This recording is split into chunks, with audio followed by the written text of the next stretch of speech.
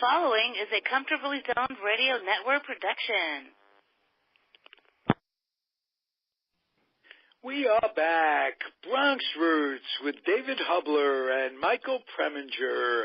I'm Ralph Tycho with the Comfortably Zoned Radio Network, and I'm proud to say that both David and Michael are present. Gentlemen. Hey, good morning. Hi, Mike. Hi. We've expanded our horizons, and Michael is joining us on a permanent basis. I'm delighted. We had a great chat last week. Welcome to Comfortably Zoned. We're honored as a network. Yeah, we were talking about the Bronx last week, and we sort of got off on, not on a tangent, but we told some rather humorous anecdotes. But I thought we could at least start off by talking. One of the things that made the Bronx so remarkable was that sometime in the 1930s, the late 1920s, the Bronx was seen as the next big place to move to build. That wonderful Lowe's Paradise Theater on the Grand Concourse there opened in 1929, and it cost $4 million to build at that time. Is that right? I didn't know that. Wow. Yeah, and how much popcorn is. But if you remember that, now 1929 is what, 2 years or a year after the first silent movies, right, Mike? I mean, wasn't that one of 1927? What, silent movies? Yeah, and when talkies came. Oh, when talkies came, yeah, around 27 or so, yeah. Right, so just 2 years later, this theater opened, and if you remember, it was a magnificent place. Beautiful. And ornate, the lobby was great, then there was a staircase leading up to a large balcony. It was the show place. Yeah. And it was air conditioned. conditioned. Graduation there, right? That's right. Yes, that's true. I had actually forgotten that, but they did a lot of graduations there, I'm sure. It was movies would play in Manhattan, and then the second run of movie would open in Manhattan. Then it would come to the Lowe's Paradise. Yeah. Would be, yeah. And so that was the place to go. It was beautiful. And the outside was unusual too, because it did not have a marquee in the normal sense that overhung the street, if you recall, and it's still there. I just checked the other day. Oh, yeah? I Googled. Yeah, it's still there. I'll tell you a quick story about that. But the facade was straight up and down. You had to actually be in front of the movie theater to read what was playing. You couldn't. There was no, like the old Madison Square Garden. It didn't have that extended marquee. And then, of course, it had that wonderful statue of St. George defeating the dragon up top that rang chimes on the hour. And I never could figure out the relationship between St. George, the patron saint of England, and the Grand Concourse. Or even the Bronx, but it was a wonderful place. 4,000 seats. I forgot that 4,000. 4,000 seats, right? Yeah. $4 million in those days was an absolute fortune. Yeah. And as Michael said, there was this big, and it was all carpeted down in the lobby. Yes. And marble statues and things. The idea was supposedly that you were going into paradise, and you went up the stairs.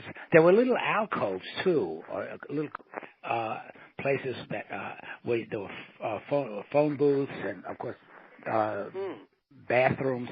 And then upstairs, you remember, if you went up to the balcony, there was this giant frieze across the top where there were statues up there. You could only see them sort of in silhouette because of the way the lighting was. And on the ceiling, it was all these twinkling stars. Yeah. And, if the movie was lousy.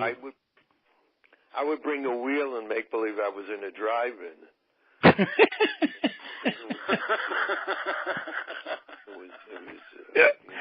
It was girl, boy, isn't this nice, you know? It was a great place, and of course, you know, the tickets were like 50 cents, whatever they were at the time, it's just a remarkable place, and it sort of embodied what I think the Bronx was like in the 50s or so, or 50s and 60s before. I never knew that the Grand Concourse, was what's the word? Modeled after the Champs-Élysées. Yeah. I mean, they had so much land up there. I was talking to a friend last night who didn't live up there, and he had asked me, you know, well, what's the difference between, you know, the Washington Metro and the New York City subway system? And I said, I think that was me. Oh, yeah, okay, that was you. Yeah, thank you. I forgot, friend. Right. Yeah. Good. Nice to be a friend. Yeah, that's right. When we were talking, I'm talking to some asshole, and yeah, that's right. Yeah, this dope called me. You know. No. But anyway, it was true. They built the New York system not just on the basis of where people lived, but where people would be living in the future. And so that's why the New York system extended all the way to the North Bronx, practically to the Yonkers line, and then all the way down Brooklyn to Coney Island. And I'm sure that the folks in Brooklyn would attribute the popularity of Coney Island and that area partially due to the fact that you could get there by subway. And whereas in the district, they built a system where basically where people lived, and they opted for the areas that were the most affluent for the most part, not all, but for the most part.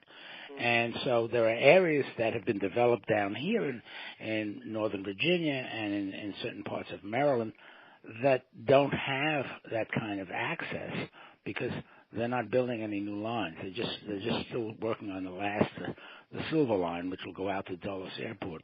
But the Bronx really benefited from that because of the fact that the subway existed, and there was the 3rd Avenue L that ran up, and then there was the Marshall. What was our line called? I forget. Lexington Avenue, I think, something like that. Well, there was the IRT. Oh yeah. Mm-hmm. And then there was then the IND. Train. The D train, right? The D train. I love the D train. We can't. D train was quick and stopped everywhere, and got you to Bedford Avenue. Yes, yeah. And you know, one thing I remember about that stop, because that was like the last stop on the IND, the Underground line. No, that was 205th Street, because 205th that's where Street, I got off. Right, 205th Street. You're right. After Bedford was 205th. Yes. Right. That was the last stop. And the nice thing was, I got off at Bedford to go to Valentine Avenue at 256th Street, and it was right by the zoo and by the gardens, and you'd come out. Botanical Garden, yeah. Yeah. So it's a great borough, and. Hey, Michael, I want to get to know you a little bit more. What did you bring of the Bronx into your comedy that you did? What did your Bronx upbringing? Well, one of the things was, and this is a true story, and I embellished it a touch, but I used to talk, when I went to Ithaca College, people would say I have an accent, because Ithaca was in still is upstate New York. And they would say, oh, you talk funny. And I said, no, there are 8 million of me. You talk funny. and I had a teacher, speech teacher, who and I would talk about this in my act sometimes, that he could tell where you were from by your accent. But, I mean, when I say from, so when I got up to talk the first day in class, he looked at me, he listened, and he goes, okay, you're from the Bronx, Gun Hill Road, 275 Gun Hill Road, apartment 3C. So he really could, you know. He had it down. He had it down. So I talked about that and being, but it was true being from the Bronx.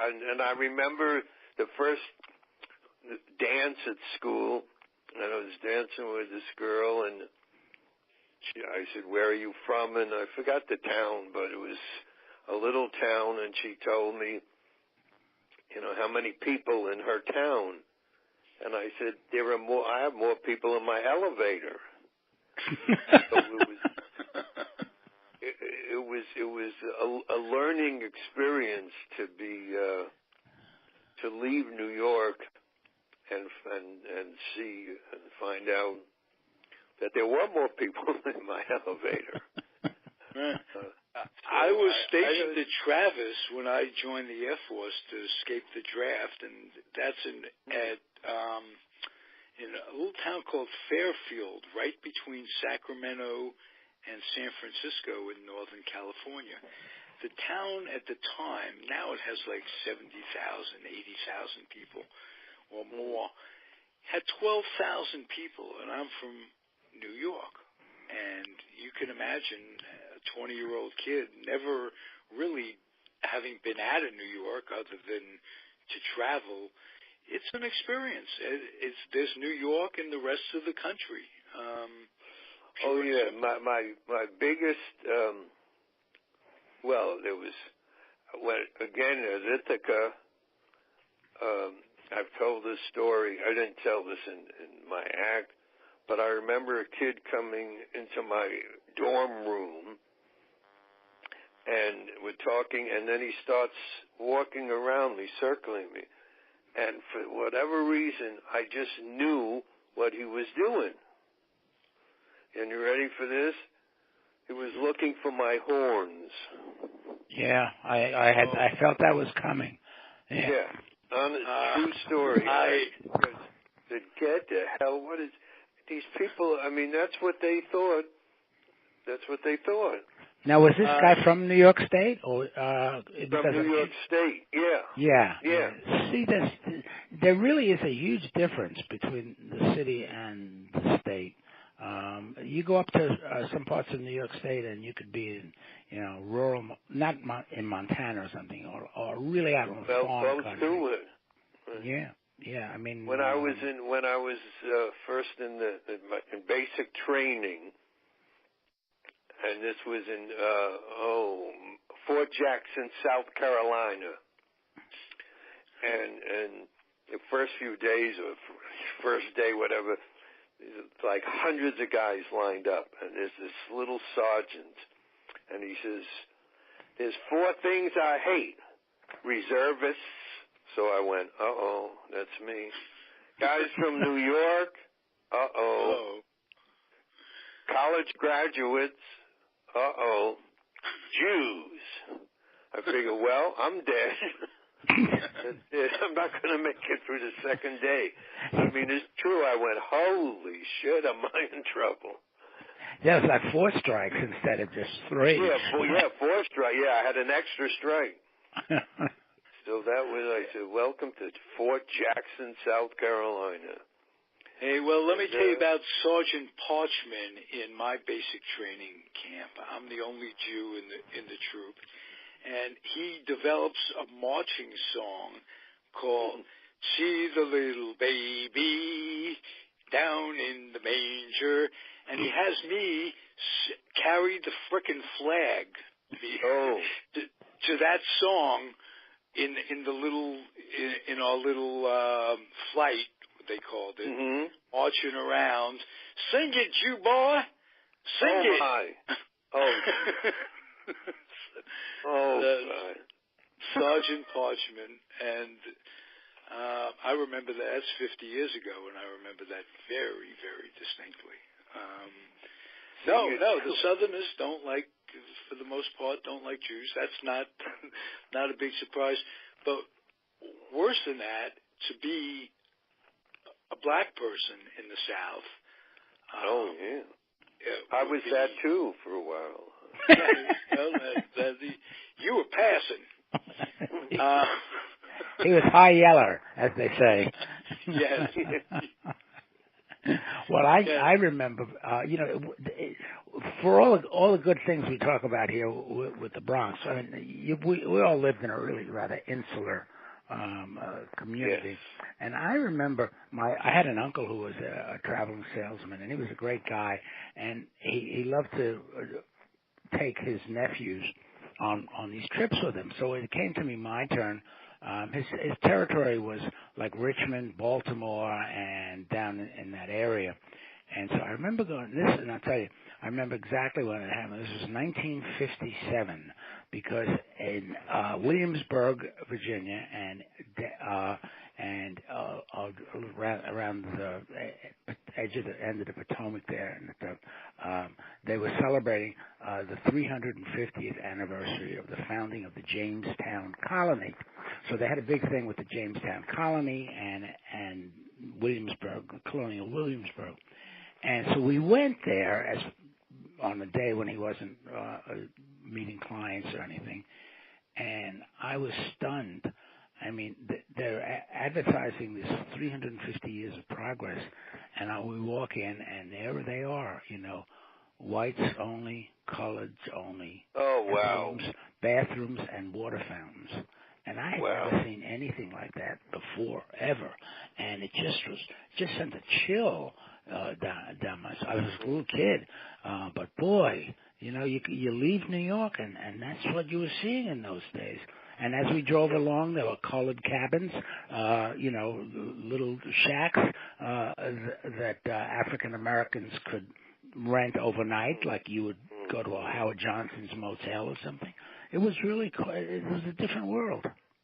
It was, just as you said, David, so insular, because we never saw that. And when I first heard about those things, like in Florida, no Jews or dogs allowed, signs like that, it was like, what planet is that from? Mm-hmm. So we were lucky in a sense. Yes. Mm-hmm.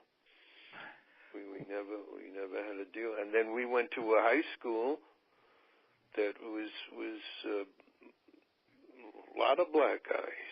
Yeah, they didn't have that zoning that they had later on. Right. So they were a lot of these guys came, because it was an all boys high school, and a lot of the guys came up from Harlem and on the subway, of course, and they had a shorter walk to the high school than I did, I think.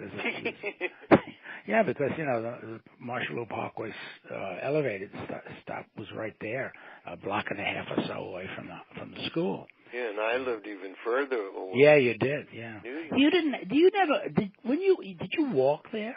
How did you get there? Wow. I don't ever remember a yellow school bus in growing up. No. I walked once that's in another a blue interesting moon. thing. If it was pouring rain, I would try to get on the bus, but it would usually be mobbed, and I'd have to squeeze on. But other than that, sounds like, pioneers, we walked through the snow. Yeah, but I walked to Clinton back. It was never even thought about it. Yeah, and you were much further away than I was. Yeah. And all through elementary school, I mean, you never saw one of those yellow school buses anywhere. People always walked. The schools were truly local, and I don't think you had to walk more than 2.5, 3 blocks the most to get to school. I had to walk 1 block. Yeah, to your. Me too. Elementary school. But those were the days when 20-degree temperatures only came once in a while.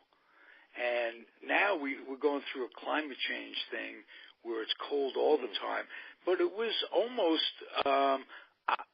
a happening when you have to walk to school, 20 degrees, the wind blowing, before wind chill, which would probably make it 9 degrees or whatever. It was cold. Bronx, Queens, a lot of wind blowing. Yeah.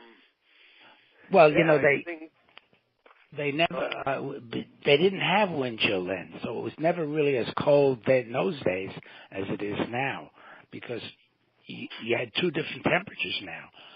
Right, you didn't know it, so you didn't know how cold it was. Know it, right? Yeah.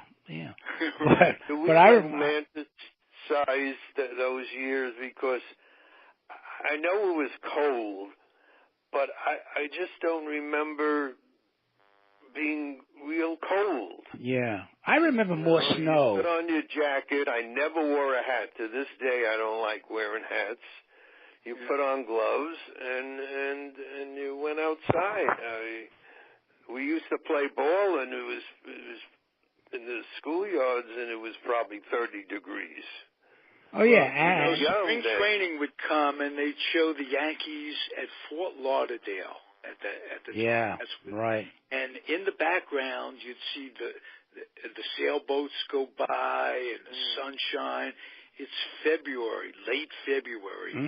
You're thinking, my God, I can't live my life in this climate. That's how it was as a kid. I knew it would be somewhere where it was warm.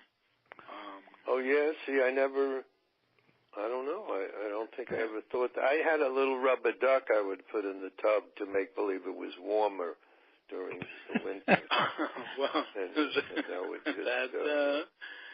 what I envied about I hadn't thought we'd discuss this morning, but do you remember what company made the rubber duck?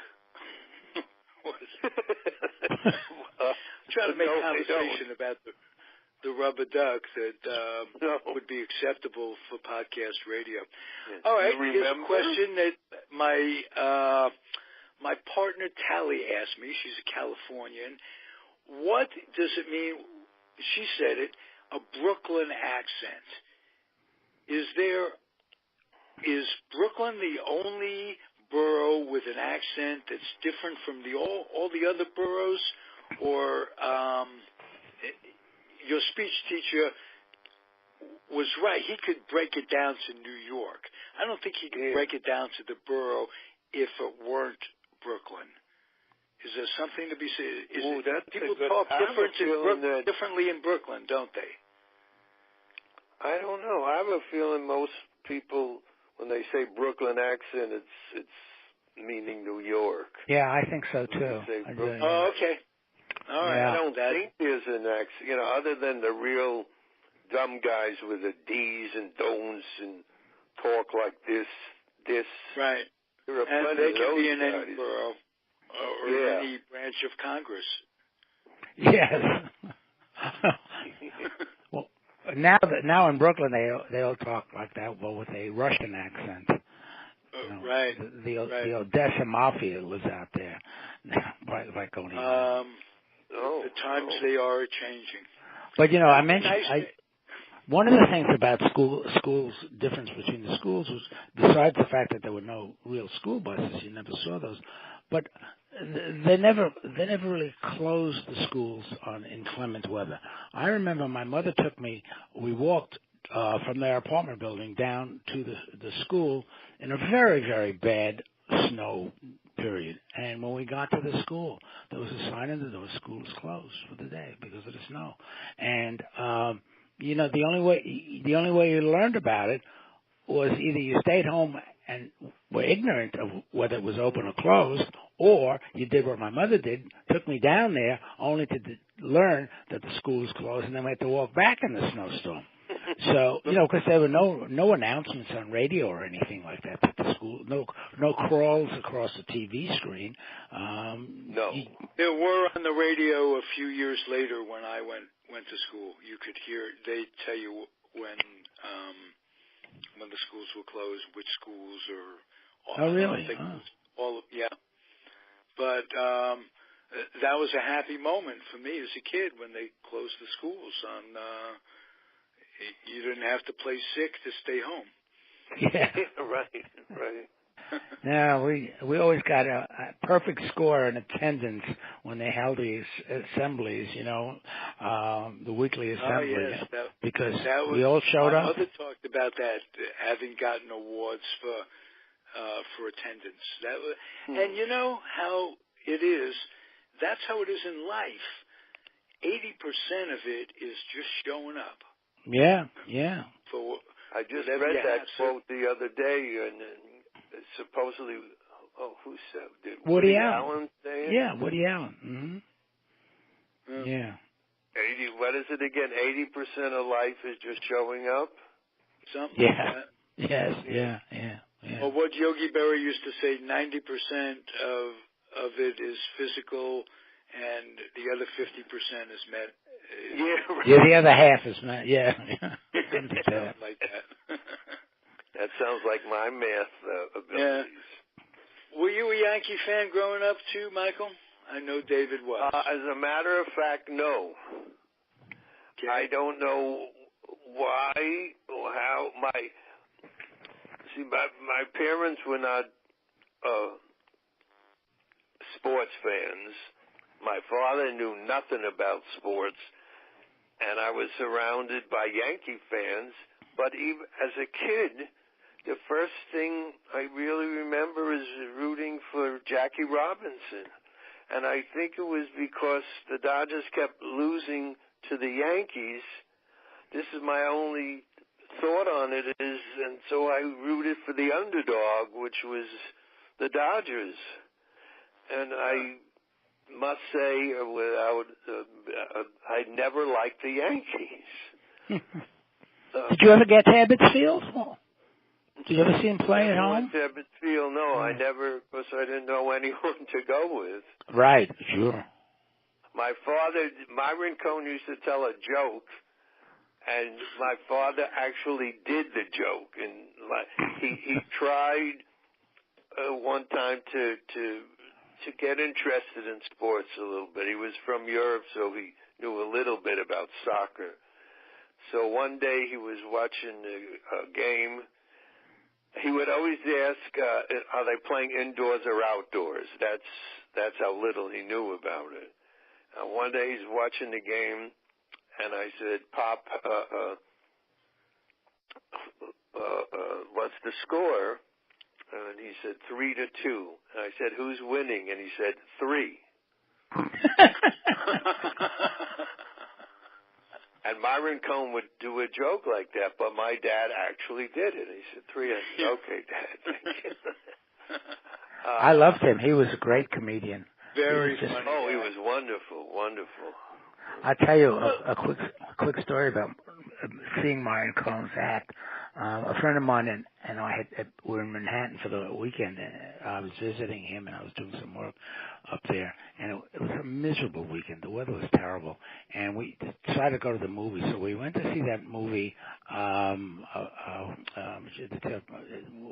She was an actress who became mentally ill, and they put her in a mental. Patty Duke. No. Gene Tierney? No, this is... anyway, Francis Farmer, thank you. That was it. The movie was called Francis. Yes. Yeah. And we went to see that, and it was such a depressing movie. I mean, it really was. Occasionally an audience, after the film is over, will applaud, although I never could figure out why they would do that. I mean, there was nobody there to hear the applause, but in some movies they did, and in some cases, people began to get up and leave right away as soon as the credits began to scroll up on the screen. People just sat there in stunned silence. This movie had such a personal impact on everyone there. So when Tom and I left the theater, we said, "Come on, let's go have a drink or something." So there was I guess it was a nightclub nearby, and we went in, and of course they made us wear sport coats. Well, we were wearing like plaid shirts. So they gave us sport coats to wear to go. And Myron Cohn was the act. And if you remember Myron Cohn, it was not like today's comedians walking back and forth across the stage. He stood there, he sort of held onto the microphone stand with his hands, and he told jokes, one right after another, just like he did on the Ed Sullivan Show. Well, he was hysterical. He was just so funny. The two of us laughed from beginning to end, and it just changed the whole complexion of the evening for us. I was always grateful to have seen that act. Oh, he was very. Michael, who did you pattern yourself after, if not consciously, subconsciously, in comedy? Nobody. I really didn't, and I think back sometimes maybe I should have.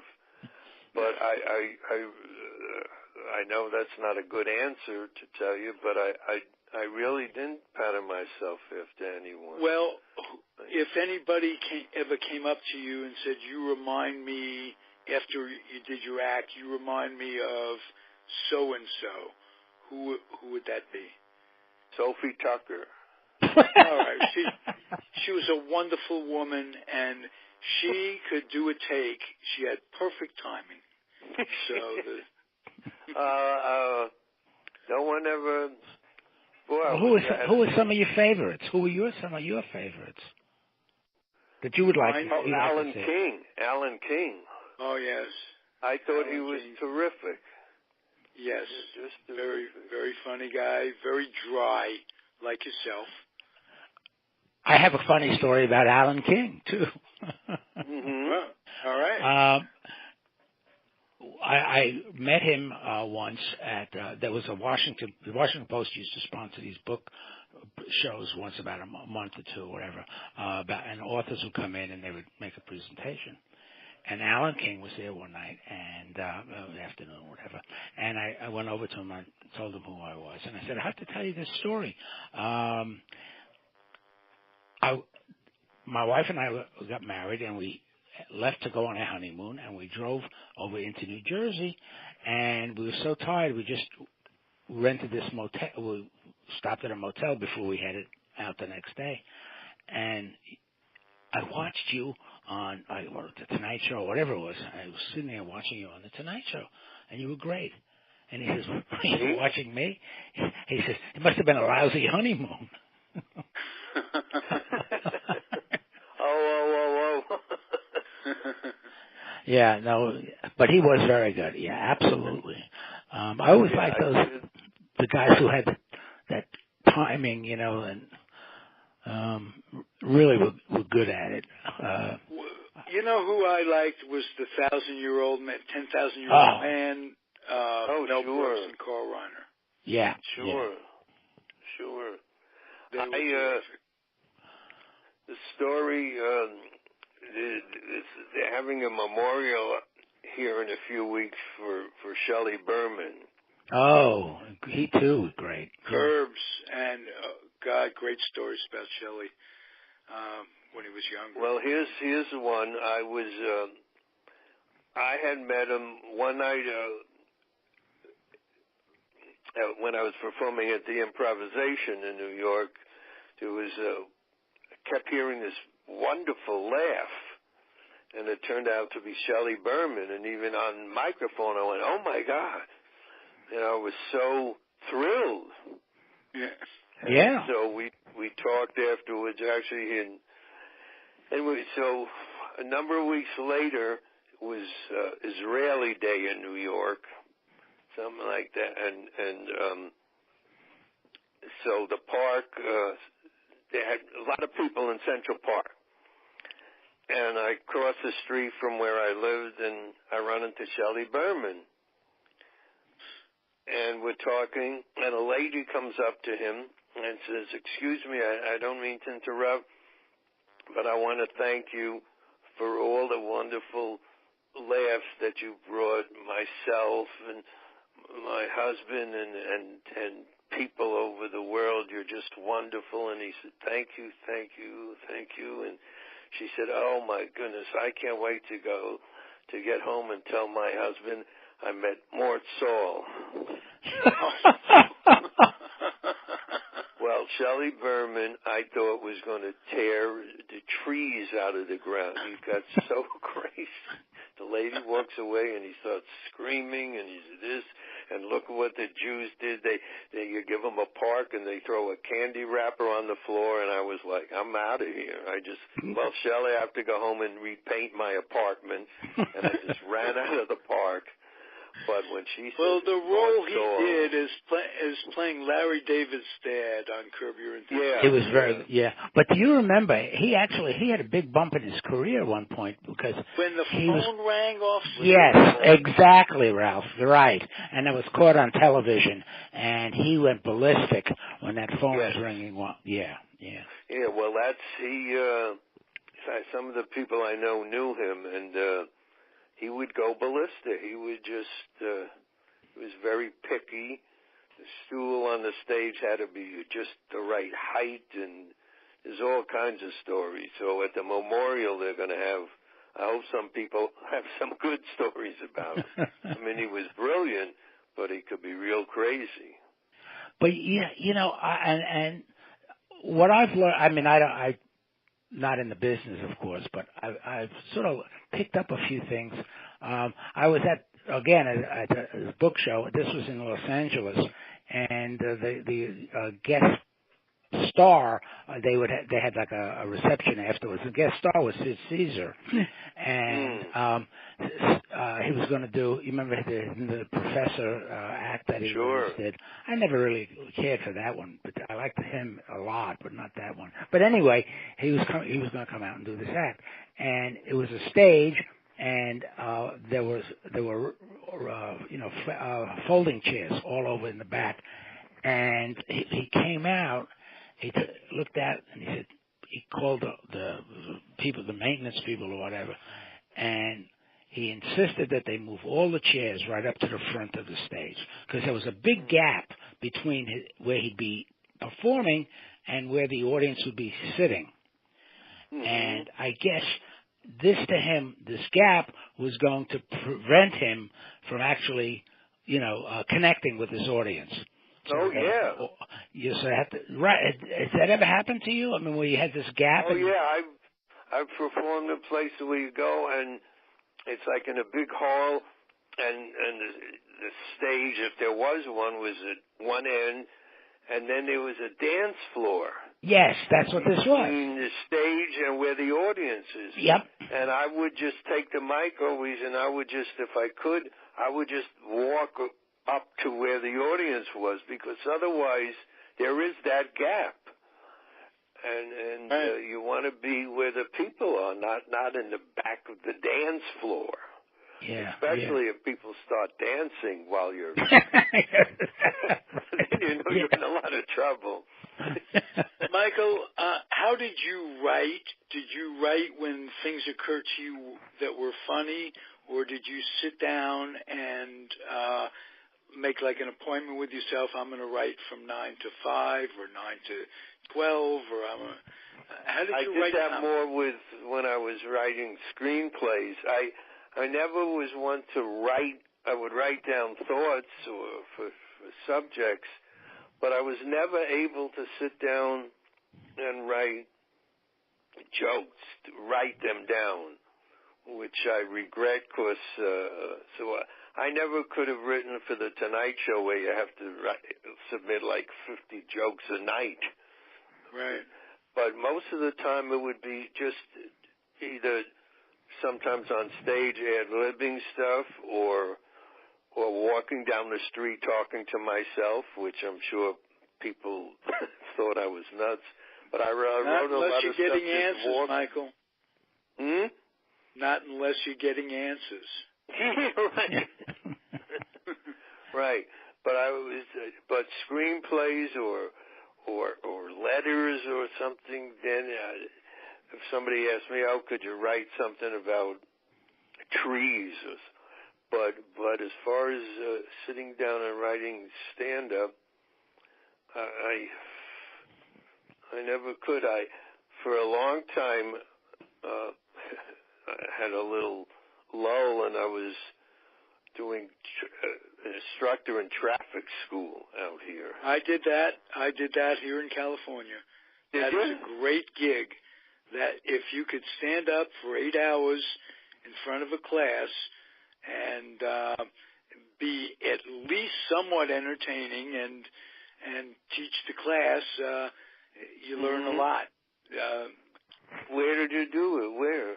I did it in Northern California. It was pizza school, comedy school. Yes, yes. That. And it paid the bills. It was something. Funny story about that. It wasn't fun. We'll save that for another day. It wasn't all that funny. But I enjoyed the gig, and I enjoyed the satisfaction that I was taking people and putting them back on the road in a better way than when I found them. They weren't coming because they were drunk drivers or anything. They just had an infraction that could be cleared up rather than pay an increase in insurance, this, that, and the other thing. They could come and sit there and learn, and I enjoyed that. So I had a great time, and eventually, after like 8 years or so, the company didn't renew my instructor's license. The main reason I say is because I was making people laugh. And I would talk about traffic, but like you say, 8 hours, so I would incorporate humor. You have to. And I would have well, a good mine time, was specifically a comedy traffic school, but I got a call from the powers that be one day. It says, comedy is fine. You're not Don Rickles. Well, yeah. But, well, I had a good time until they must have got letters or something. Well, I still have things on my bulletin board that people said to me, and I remember one guy came up, an older man, he said this was a mitzvah. I had other people, one lady said she hasn't laughed like that, in years. And that's where I wrote a lot of new material, by standing up in front of the audience and talking. And it was interesting because I could go on about this, but I met people from every country imaginable.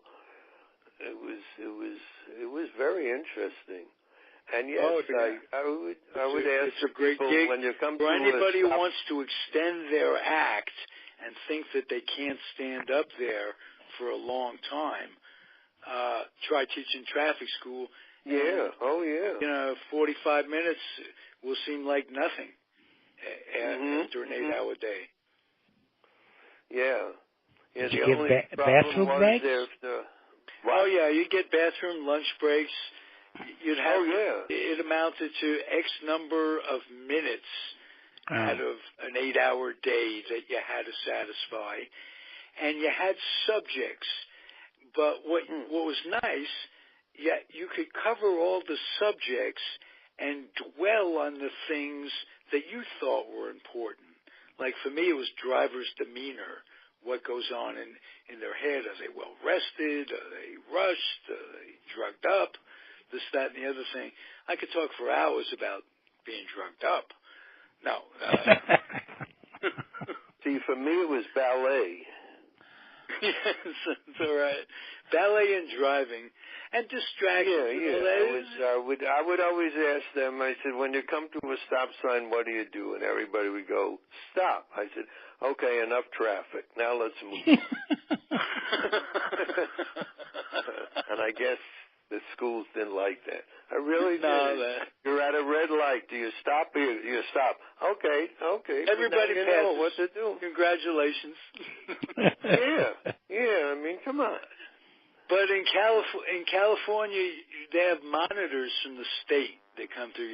Oh yeah, I got reported a lot. Yeah. Oh, I did. Oh, I could remember they'd pass on the letters that people would write to me and to the school. They'd make copies and pass them on. You can't please everybody. No. And everybody's style is different, but I please myself.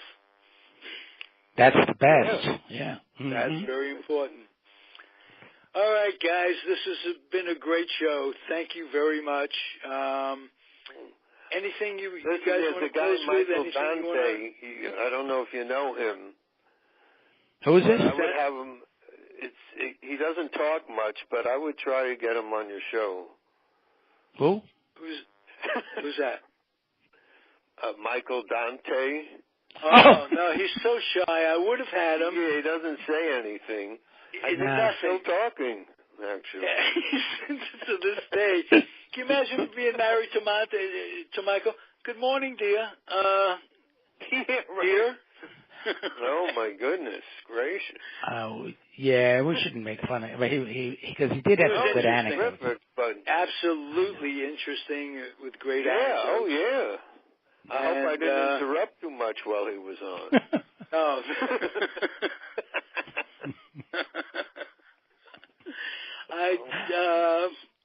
He's a trip. Let's put it that way.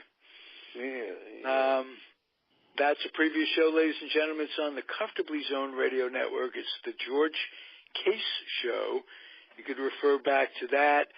I'm going to end this one for Hubler and Preminger, not Pomerantz, Hubler and Preminger, by just asking the audience if they enjoyed the show or any of our shows, to please accumulate books for the lightly used children's books for the Head Start program in whatever community you're at. They need them, and kids need to read, get their noses out of games and devices, and develop a passion as well as become school ready. It's important because those kids are going to be taking over for us before you know it. Thank you, everybody. Thank you, guys. This is fun. Okay, we'll be back next week. Okay. Be well, everybody. Yeah, bye. Bye.